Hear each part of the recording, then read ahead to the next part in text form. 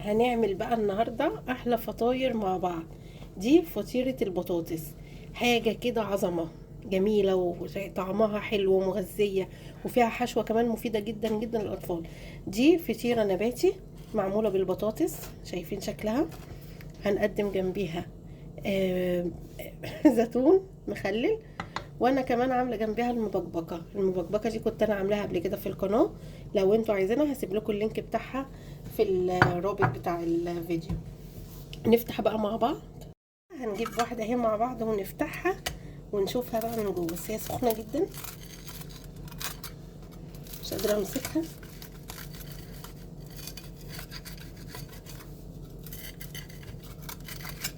بصوا اهي، شايفين الحشوه بتاعتها والالوانات خطيره. سخنه قوي مش قادره امسكها. حلوه قوي وصيامي، يا ريت تجربوها. واتمنى لو عجبكم الفيديو تعملوا سبسكرايب للقناه ولايك للفيديو. يلا بينا نبدا الوصفه. كده بقى محضرين المكونات بتاعتنا بتاعت فطيره البطاطس او بيتزا البطاطس، هنسميها ايه زي ما نسميها، بس هي حاجه حلوه جدا. انا سلقه 3 بطاطسات كبار. بصوا سلقاها، حاطه ميه ومعلقه ملح، وقلبت الملح وحطيتها على النار لغايه ما استوت كويس جدا. بصوا يعني انا عايزاها تبقى ناعمه وما فيهاش اي تكتلات، فانا ههرسها كويس جدا. ماشي. هنحط بقى ايه مع البطاطس؟ هنحط محضره كوبايه نشا. اوكي، ديت اللي انا هعملها عجينه، يعني احنا هنشكلها زي العجينه. ههرسها كويس جدا وهرجع لكم. رجعت لكم تاني بعد ما انا هرستها كويس جدا اهيت. شايفينها ناعمه ازاي؟ انا كنت حاطه في الميه معلقه ملح، فانا محتاجه ان هي عايزه ايه ملح تاني، فهحط لها يعني في حدود ايه نص معلقه ملح. ماشي. وهعجنها كده تاني بايديا عشان اتاكد ان ما فيهاش اي حاجه، انا عايزاها ناعمه جدا اهي. بصوا بعجنها تاني بايدي، وهكون بقى مجهزه كوبايه النشا معايا. يا جماعه دي هتبقى فطاير نباتي مغذيه، هنحشيها حشوه صحيه جدا وحلوه جدا للولاد، وفي الصيام حلوه قوي. بس انا بلاقي اي حاجه كده تحت ايدي بهرسها، مش عايزه ايه عايزاها زي العجينه. مجهزه بقى زي ما قلت لكم كوبايه نشا اهي. انا مش هحطها كلها لان طبعا ده على حسب كوبايه، يعني على حسب البطاطس، وهنشوف احنا هنحتاج ايه. انا هحط شويه وهعجن كويس جدا، وهشوف لو محتاجه تاني هحط. بصوا انا عايزاها تتشكل في ايدي تبقى زي العجين اهوت. هعجن فيها وهرجع لكم لما اخلص. بصوا هي ايه لسه بتلزق، هقول لكم على القوام المظبوط اللي هي هتبقى النتيجه وصل النار. هي كده لسه بتلزق، فانا هحط لها نشا تاني، وبرده هعجن فيها لغايه ما النشا ايه يتجانس مع البطاطس. بقى رجعت لكم تاني لما اتعملت. بصوا بقى انا عايزاها ايه بقى القوام بتاعها. امسكها كده، بصوا اهي بايدي اهي التانية. بصوا بتتشكل ازاي زي العجينه. بصوا شايفينها ازاي طريه، كلها طراوه وناعمه زي العجينه بالظبط اهي. هو ده الشكل اللي انا عايزاه. تمام. هجيب بقى كيس سندوتشات ولا حاجه وهغطيها عشان ما تنشفش مني. خلاص، وهركنها على جنب. هنحضر بقى الحشوه بتاعتنا. المكونات بتاعتنا سبانخ. ماشي، احنا هنركن كده النشا خلاص على جنب. فلفل الوان احمر واصفر وممكن اخضر زي ما انتم ما تحبوا. عندنا جبنه موتزاريلا صيامي نباتي، وعندنا الملح ده بقى نص معلقه ملح، معلقه كبيره بابريكا مدخنه. البابريكا المدخنه حلوه جدا وبتدي ريحه حلوه، ومعلقه فلفل اسود، ومعلقه هريسه. لو مفيش هريسه ممكن فص ثوم. يلا بينا نشوف هنعمل ايه. كده بقى حطيت الطاسه على النار وهنزل بمعلقتين زيت زيتون. بصوا انتوا ممكن تحطوا في الوصفه دي مشروم، يعني على حسب ما انتوا ما تحبوا، براحتكم خالص. بس انا مش حاطه مشروم. اهوت زيت زيتون يدفى بس، وهنزل بالفلفل الالوان اهوت على النار. انا هدبل بس الخضار، مش هحمره يعني، مش هخليه يستوي.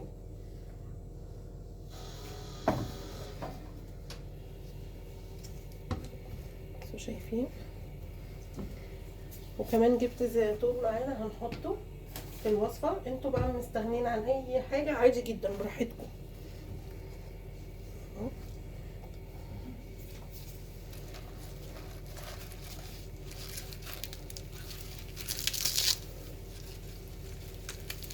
شايفين ابتدى اهو يسخن. هنزل بقى بالتوابل بتاعتنا. معلقه الهريسه اهي، فلفل اسود، معلقه البابريكا، الملح. او ممكن نحط ايه يعني سنه ملح تاني بس كده كويس جدا. هديها تقليبه وهنزل بالسبانخ بتاعتنا. بصوا السبانخ انا قطعتها بس كده يعني ايه بايدي. السبانخ بتبقى حلوه جدا يا جماعه، ومغذيه ومفيده للولاد، وحلوه جدا بتدي طاقه في الصيام، يعني بتبقى حاجه مفيده وحلوه. وكمان الفطاير دي هيحبوها قوي.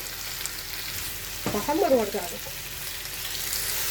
بصوا كده بقى وصلت معايا للون المظبوط والتسويه المظبوطه. انا مش عايزاها ينشف، عايزه الالوان تفضل زي ما هي. طفيت عليها وهسيبها تبرد. هحطها في بوله واسيبها تبرد وهبدا الحشو.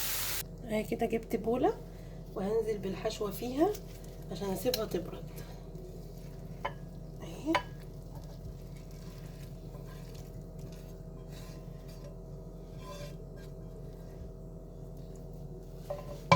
اسيبها تبرد في البوله وارجع لكم.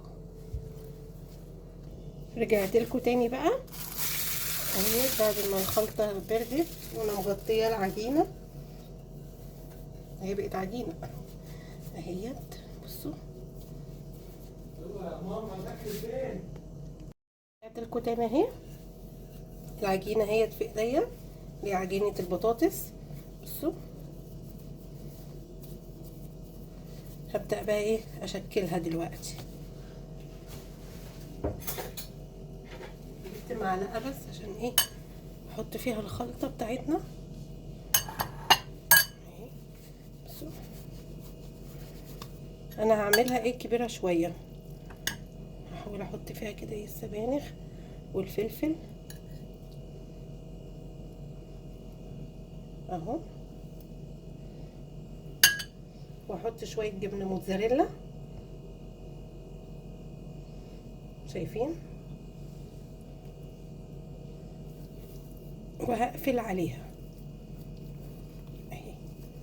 هبدا اقفل عليها كده، هعملها كوره، وقبل ما اسويها على طول هفردها اهي.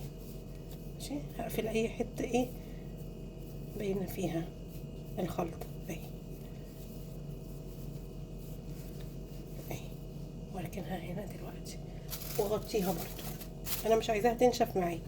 نعمل واحده كمان ماشي، على حسب بقى الكميه بقى بتاعتكم اهي. هي عامله زي العجينه، طريه وناعمه كده في ايديا، حلوه جدا. ممكن نعمل ايه واحده بالجبنه الموتزاريلا بس برضو هتبقى حلوه اهي كده. وبرضو هقفل عليها، هخلص الكميه وارجع لكم اهي. شايفين؟ وبكده اهوت بعد ما تشكلوا طلعوا 5 فطاير. هفردها بقى وانا بسويها في الطاسه كده. هبدا ايه افرد فيها كده. تمام، يلا بينا نروح على الطاسه. كده هي الطاسه على النار. هبدا بقى اخد ايه واحده واحده احطها بقى كده اهي. بصوا بفردها اهي بايديا اهي، وهنزل بيها في الطاسه ماشي.